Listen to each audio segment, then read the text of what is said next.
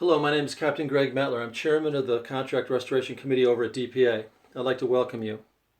Were you frustrated when back in 2012, ALPA told us that we couldn't get full restoration due to the low net revenue that the company was making? They said that we had to have net revenue of 10% or more like we had back in 2000 to get full restoration. The ink wasn't even dry on the contract when our company reported 13% net revenue. Obviously, something went wrong over at ALPA. Where was the EF&A? We had an industry that went to consolidation with new pricing power, and it was completely missed by ALPA. Today we're at 20% net revenue. My good friend Carl Robbie suggested industry-leading experts to ALPA, that we would bring them in and get the information out to the pilots through these experts. He was denied. We took our idea over to DPA and they agreed to fund our seminar. By the way, the Contract Restoration Committee is a 100% volunteer workforce. We don't get 1 penny of remuneration. The video you're about to watch is the retirement segment of our recent seminar. Pulitzer Prize winner Ellen Shultz will address our retirement issues. There are many possible ways to address the retirement heist at Delta. If DPA was the bargaining agent, we would enlist the nation's best experts to come up with some kind of formula to address the issue that we have today. We at DPA know that a company that makes $8 to $9 billion a year can afford a retirement that a company making $2 billion a year or less could afford for many decades. Please enjoy this video. Hopefully there'll be many more. This is all for you. Thank you. We had motive, we had opportunity, and we had means to adjust the plans in ways that were favorable to the company, but not to you.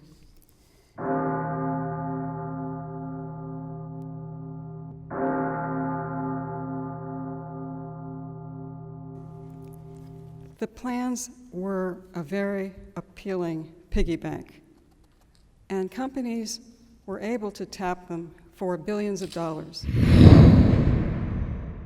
Their goal was to help employers get out of their retiree benefit obligations, including obviously the pensions and the retiree medical, or anything that creates a liability. They wanted to keep that money.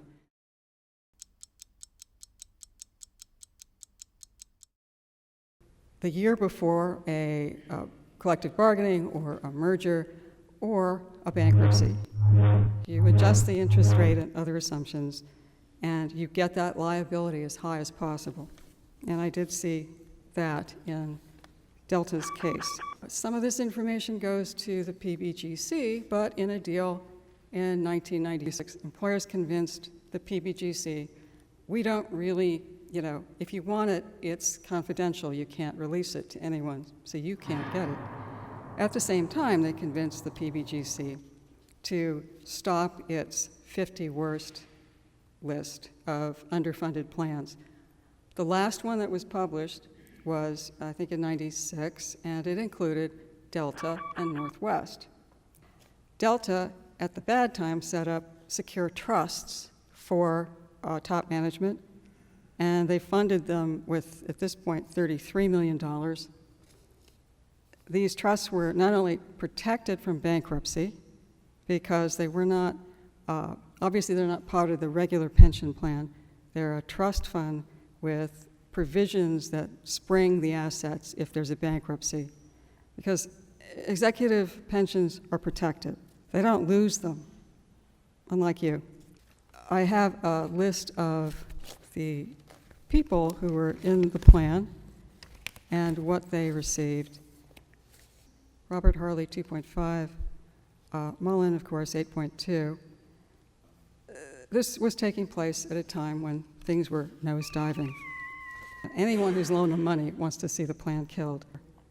Had they waited a few months, they would have been able to take advantage of the changes under the PPA, a Pension Protection Act, which would have enabled them to use a more favorable discount rate and to stretch payments out longer. As you know, the plan was killed.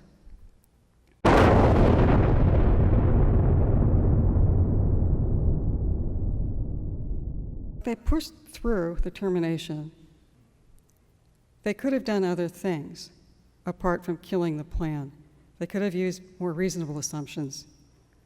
They could have delayed the termination. They absolutely could have, but they did not. So they left a huge liability behind them and emerged from bankruptcy, as always is the case, in better financial shape. Shareholders are thrilled, executives are thrilled, creditors are thrilled. You're not thrilled because of what's happened to you.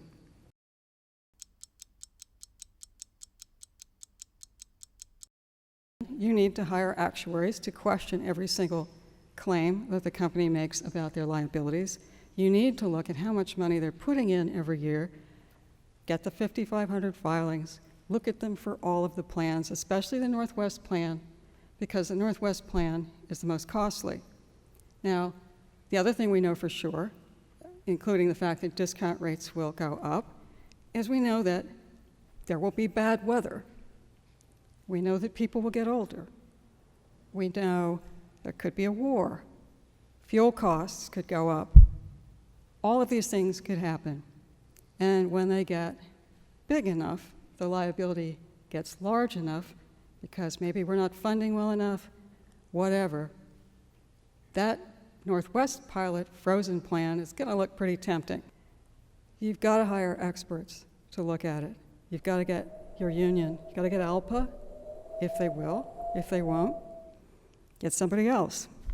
Get another union to do it, because you can't do this on your own, and you can't rely on ALPA.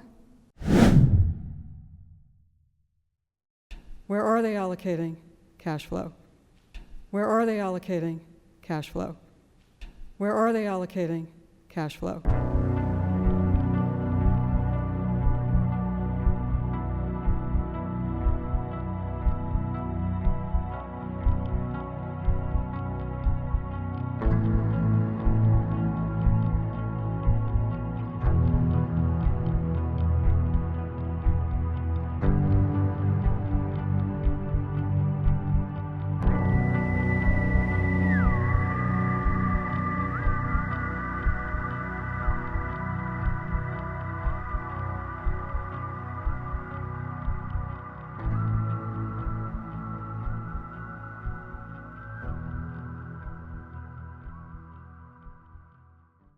Thank you for watching.